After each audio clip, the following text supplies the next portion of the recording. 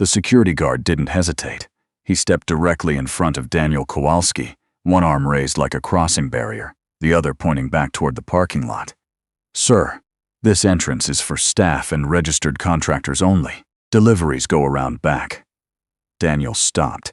He was holding a clipboard and a sealed envelope the size of a legal brief, the kind that required a signature. He had driven 40 minutes from Mississauga to get here, through the kind of February sleet that turns every highway into a slow crawl, and he had arrived exactly on time.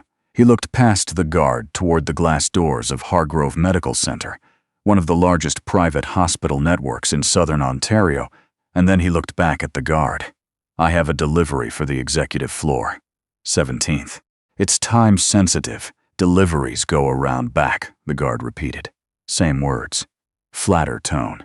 Daniel shifted the envelope under his arm and said nothing more. He turned and followed the path around the side of the building, past the loading dock, past a cluster of orderlies on a smoke break who watched him with the mild curiosity of people with nowhere to be. The rear entrance smelled like industrial cleaner, and something warmer underneath it, the way all hospitals do. He signed in at the service desk. He waited 11 minutes for the freight elevator. He rode up to 17. The executive floor of Hargrove Medical Center looked nothing like the rest of the building. Downstairs there were worn vinyl floors and fluorescent lights that buzzed at a frequency that settled in your back teeth. Up here, the carpet was the color of slate. The lighting was recessed and warm, and the reception desk was a single slab of white oak with brass hardware. The woman behind it looked up at Daniel and then looked back down at her screen. "I have a delivery for Dr. Sandra Merritt," Daniel said. "It needs a direct signature. Leave it here. I'll see she gets it. The instructions say direct signature only." The woman looked up again. She was young, polished, and carried the particular exhaustion of someone who spent all day managing access to a person who believed their time was the most valuable substance in the building. She opened her mouth to respond, and then the door behind her opened, and Sandra Merritt walked out. She was dressed for a board presentation. Charcoal blazer, hair pulled back, reading glasses pushed up on her forehead like a headband. She was talking over her shoulder to a man in a suit who was nodding rapidly and writing something in a leather notebook. She almost walked past Daniel entirely. Then she stopped. She looked at him. The worn jacket, the work boots leaving faint wet prints on the slate carpet, the clipboard, the envelope. She looked at the freight elevator doors, still standing open behind him. "Who let you up here?" she said. Not to Daniel. To the receptionist. "He said it was a direct signature delivery. We have a process for this." Sandra Merritt said it the way people say things they have said 100 times and are tired of saying. Firmly, with a particular kind of impatience that doesn't bother hiding itself. "Everything goes through building services. This floor is not a delivery destination." Daniel said, "The instructions on this envelope specify direct signature from Dr. Sandra Merritt, Chief Executive Officer, Hargrove Medical Center. I was told the same thing by your building services office when I called ahead this morning." There was a brief pause. The man with the leather notebook had stopped writing. "Then building services gave you incorrect information," Sandra said. "Leave it with reception. Margaret will log it." She was already moving again, already looking back at the man with the notebook, already somewhere else in her mind.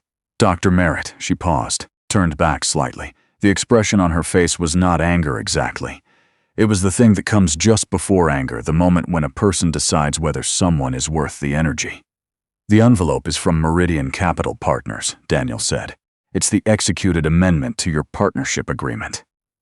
Schedule C. They told me to tell you, and I'm quoting them here, that the signature page needs to come back before 4 o'clock today, or the 48-hour exclusivity window lapses." Sandra Merritt looked at him for a long moment. "Leave your number with Margaret," she said, and walked through the door. Daniel set the envelope on the reception desk. He filled out the log sheet Margaret slid toward him. He rode the freight elevator back down to the loading dock.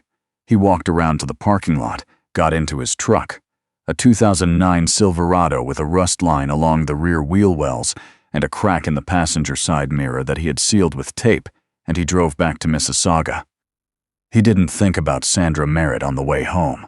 He thought about whether his daughter Emma had remembered to take the dinner out of the freezer, because he'd told her twice and she was 14 and had inherited his selective hearing, and he thought about the transmission on the truck, which had been making a sound that it shouldn't make for about 3 weeks now. He got home at 6:15. Emma had not taken the dinner out of the freezer. He made pasta instead. They ate at the kitchen table with the television off, which was their rule. And Emma told him about a history project she was working on, and he listened, really listened, the way he'd been practicing ever since her mother left, because listening was one of the things he'd always been bad at in the ways that mattered. It was a normal Tuesday. The call came on Friday afternoon. Daniel was in the middle of a consultation, not a delivery consultation, not a logistics call, but a 3-way discussion between himself, a structural engineer named Patricia Osei, and a representative from the Ontario Infrastructure Bank about a water reclamation project that Daniel's firm had been retained to advise on. He had a second phone for these calls, a plain black device he kept in the breast pocket of whichever jacket he happened to be wearing, and it rang at a moment when everyone else on the call was talking, and he could afford to glance at the screen. The number was a Toronto area code he didn't recognize. He let it go to voicemail. It rang again 20 seconds later. He excused himself quietly, took the call in the hallway outside his office. Mr. Kowalski. The voice was professional, measured, carrying the specific inflection of someone accustomed to making calls on behalf of someone important. I'm calling from the office of Dr. Sandra Merritt at Hargrove Medical Center. Dr. Merritt would like to schedule a call with you at your earliest convenience, today if possible. Daniel leaned against the wall of the hallway. Down the corridor through the glass partition, he could see Patricia Osei still talking, her hands moving the way they did when she was working through a problem. What does Dr. Merritt want to discuss? He said. A short pause. The pause of someone who has been given a script that didn't include this question. I believe it's related to the delivery you made on Tuesday, the voice said carefully. She'd like to speak with you personally. Daniel said he would be available at 4 o'clock. He went back to the call with Patricia and the infrastructure representative and did not think about Sandra Merritt until 3:58 when he closed his laptop, sat back in his chair and waited. She called at 4 on the dot.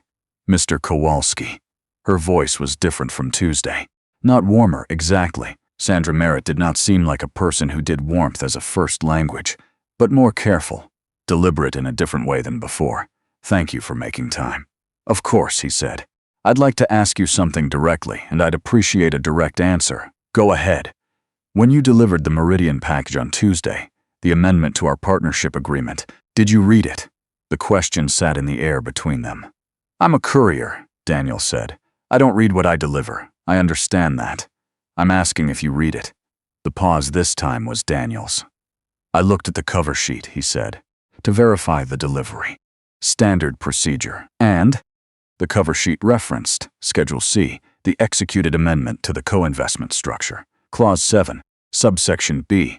Sandra Merritt said nothing. I noticed, Daniel said, with the same flat calm he'd used on the 17th floor, that the subsection B language in the amendment didn't match the subsection B language in the original agreement. The original was filed in February of last year. I have a copy of it. Another silence. Longer. Why? Sandra said slowly. Do you have a copy of our partnership agreement? And this was the part.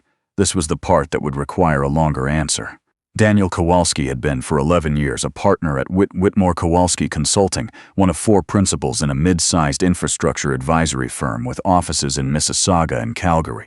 He had spent the previous 18 months working on a significant project, a public-private partnership structure for a regional medical network, and in the course of that work, he had reviewed dozens of similar agreements, including several executed by Meridian Capital Partners, who were a recurring investor in Canadian healthcare infrastructure.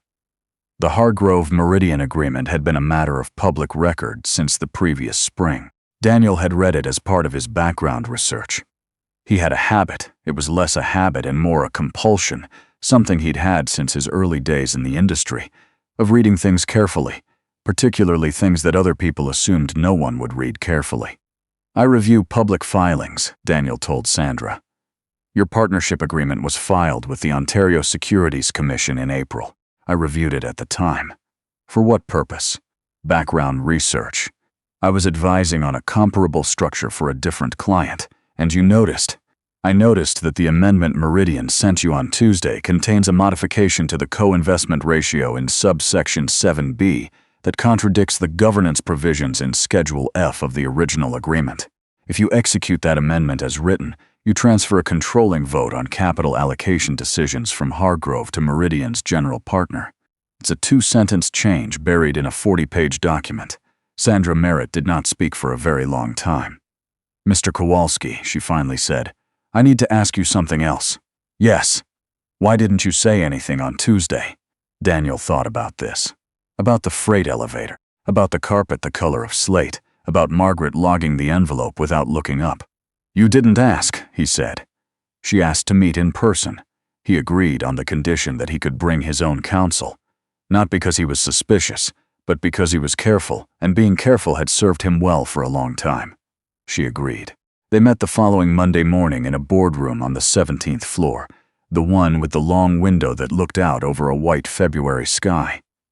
Sandra Merritt was already seated when Daniel arrived. So were 3 other people: Hargrove's general counsel, a woman named Diane Beauchamp who had the posture of someone who had been in many rooms like this and was rarely the most junior person present, a senior advisor from a Bay Street firm whose name Daniel recognized from the infrastructure world, and a man introduced as Hargrove's CFO, Brian Lau, who was younger than Daniel expected, and who was holding a printed copy of the original partnership agreement with so many yellow tabs it looked like a palm tree. Daniel set his jacket over the back of his chair and opened his own folder. For the next 2.5 hours they went through it, clause by clause, subsection by subsection. Diane Beauchamp asked sharp questions and wrote the answers in a precise, looping hand. Brian Lau kept going back to Schedule F with increasing agitation, the kind that comes when a person slowly understands how long they have been standing next to an open flame without noticing. Sandra Merritt mostly listened. She sat at the end of the table with her reading glasses on and her hands folded in front of her, and she watched Daniel the way she might watch a consultant she had hired rather than a courier she had dismissed. Once, near the end of the morning, she asked a question that none of the others had thought to ask. A question about the trigger mechanism in Schedule F that revealed she had been doing her own reading since Friday. And Daniel paused, looked at her, and gave her the full answer. At 11:45, Brian Lau put down the partnership agreement, leaned back in his chair, and said, "If we'd executed that amendment Tuesday afternoon, we would have spent the next 3 years unwinding it," Diane Beauchamp said, not unkindly. She had that tone of someone who has unwound things before. Sandra closed her copy of the document. She looked at Daniel. "You drove 40 minutes in February sleet to deliver this," she said, "and then I sent you back down in the freight elevator." "The delivery was complete," Daniel said. "I delivered the envelope. You also flagged a problem that would have cost this hospital its governance independence." "I flagged a discrepancy," he said. "What to do with it was your decision." She looked at him for a long moment. Not the way she had looked at him on Tuesday, not the evaluating glance of a person deciding whether someone merits their attention. This was something else, the careful look of a person who is revising something. "Mr. Kowalski," she said, "I owe you an apology. You don't." "I do. I treated you the way people sometimes treat people they've already categorized. I didn't look at you. I looked at your jacket and your boots, and I made a decision before you'd said a word." She paused. "I was wrong to do that." Daniel said nothing immediately. Outside the long window, the February sky had gone the color of old pewter, and somewhere below, traffic on University Avenue was moving in the slow, cautious way it does when the roads are icing over. "My daughter's 14, he said finally, "and she has this thing she does. She decides what kind of person someone is before she's spoken to them. I've been trying to help her see how much she misses when she does that." He looked at Sandra. "I don't say that to make a point. I say it because I do the same thing sometimes. We probably all do." Diane Beauchamp, who had been quiet for the last several minutes, looked up from her notes. Sandra nodded slowly. "What is it that you actually do?" she asked. "Your firm, Dobby Infrastructure Advisory. Public-private partnerships mainly. Some healthcare, some transit, some water systems. Have you worked with hospital networks specifically? I helped structure a regional medical partnership in New Brunswick 3 years ago. Similar complexity to what you're doing with Meridian." Brian Lau was writing something. Sandra took off her reading glasses and set them on the table. "We're going to need to renegotiate Schedule C," she said, "and I want someone in the room who read the original before Meridian did." Daniel considered this for a moment. "Send me the full agreement history," he said. "All amendments, all correspondence. I'll review it this week. Then we can talk about scope. I'll have Margaret send it today." "Don't send it through Margaret," he said, and there was the smallest trace of something in his voice. Not sharpness, not quite. Just the particular dryness of a person who has a small, specific memory attached to a name. "Have your general counsel send it directly." Diane Beauchamp smiled, just slightly, looking down at her notepad. Sandra looked at him for a beat. Then she said, "Of course." The renegotiation took 6 weeks. Meridian's legal team was not pleased, which Daniel had expected. He had dealt with Meridian's legal team on other matters, and they were the kind of firm that deployed complexity as a strategy. Not because the complexity was necessary, but because it discouraged the other side from reading carefully. Daniel was not discourageable in that way. He had a particular talent for sitting with a complicated document for as long as it required, until the document had given up all its secrets, and he had the patience for it that comes from years of practice and a temperament that was not built for speed. He worked from his office in Mississauga, mostly. Occasionally, he drove back to the 17th floor, through the front entrance this time, past the reception desk, up the main elevators, and sat across from Diane Beauchamp as Sandra's Bay Street advisor, and went through the language line by line. Sandra herself was in 2 of those meetings. She was sharper than he'd expected, not in a showy way, but in the particular way of someone who asks the right question at the right moment, and then sits quietly with the answer. She had come up through clinical administration, not finance. She'd been a trauma coordinator before she was a director, before she was a CEO, and she approached complex agreements with the same particular attentiveness of someone used to reading a situation fast and acting on incomplete information. Once, in the 3rd week of negotiations, she came into the boardroom 20 minutes late, still in her coat. She had come from an ICU situation on the 9th floor, which Daniel only knew because he had arrived early and overheard 2 words through a closing door. She sat down and picked up her copy of the document exactly where they had left off the previous session, as though no time had passed. He noticed that. He didn't say anything about it. On the last day of the 6th week, Meridian's counsel called to confirm the revised Schedule C terms. The modification to subsection 7B was rewritten. The governance rights in Schedule F were explicitly preserved. The 48-hour exclusivity window, the original one, the one that had nearly expired because Daniel had driven 40 minutes through sleet and been sent back down the freight elevator, was retroactively voided and replaced with a new terms. Process that required direct executive sign-off. Brian Lau sent Daniel a very short email that said only, "Thank you for the palm tree." Daniel read it twice before he understood the reference, and then he laughed, alone in his office in Mississauga, a short, quiet sound that surprised even him. He picked up Emma from school that afternoon. She climbed into the truck, dropped her backpack between her feet, and looked at the crack in the passenger mirror, the one he had sealed with tape. "Dad," she said, "are you ever going to fix that?" "The tape is working. The tape has been working for 8 months. It's good tape." She rolled her eyes the way 14-year-olds do, which is to say completely, with full commitment. Then she said, "How was your day?" And he thought about the boardroom with the window, about Sandra Merritt taking off her reading glasses, about Diane Beauchamp's small smile directed at a notepad, about Brian Lau and the palm tree, about the freight elevator and the 40 minutes through sleet, and the way a sealed envelope had spent 3 days sitting on a reception desk before anyone understood what was inside it. "Fine," he said. It was a good day. He pulled out of the school parking lot and into the slow afternoon traffic on Hurontario, and Emma started talking about the history project again. It was on the construction of the Canadian Pacific Railway, which she had been assigned and resented and had somehow become genuinely interested in despite herself. And Daniel listened, really listened, the way he'd been practicing.